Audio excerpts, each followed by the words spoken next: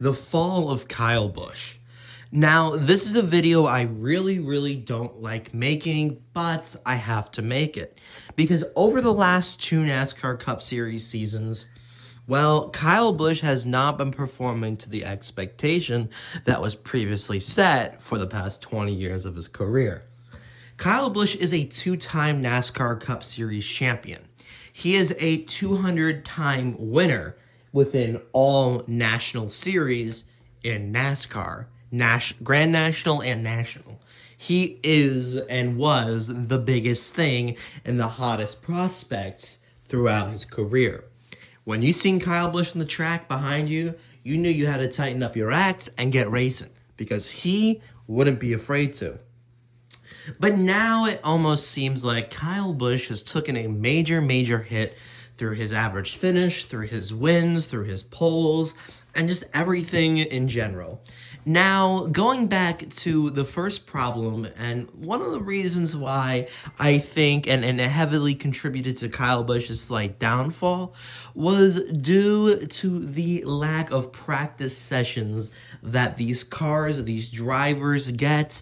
During 2020, we started to see practice slowly get phased out unless it was really a new track that the NASCAR Cup Series was racing at. So that is probably one of the many reasons on why Kyle Busch is now facing some hardship, due to him not being able to get a feel for the car and understandment before the race starts. Now, another obvious problem is Richard Childress Racing. Now, this is the Kyle Busch team that he drives for now, and let's just say it's not the best. They were able, as an organization, to pull off one win, and that is Austin Dillon's win at, Richmond, the win he gets almost every single year for the past 2 or 3 years. It's just such a sad scenario.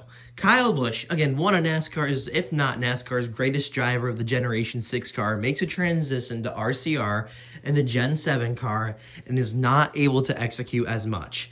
And why I say as much is because in 2023, he was able to get 3 wins with Richard Childress Racing, that being at, Auto Club, Talladega, and, one other, which is no laughing matter. That is a good stat to have, but it's just not Kyle Busch standards.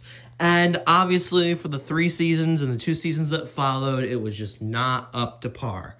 Now, I will say, and I will give credit where credit is due, Kyle Busch was able to find victory lane in the NASCAR Truck Series at Atlanta in 2025, which was his only win across all 3 National Touring Series.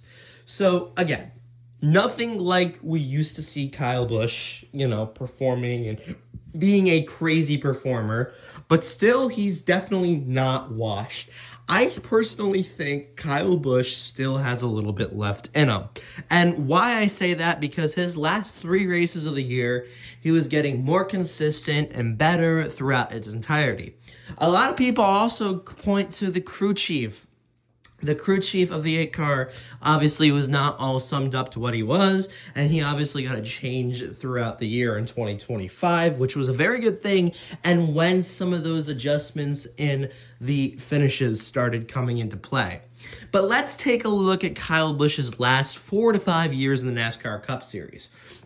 Beginning with 2021, he got one single victory, in 2020, he got one single victory, and that victory came at Texas Motor Speedway, the 3-day-long race that lasted all the way till Wednesday. Then you have the 2021 season where he got 2 to 3 wins, which in Kyle Busch standard is about average, if not a little bit underperforming.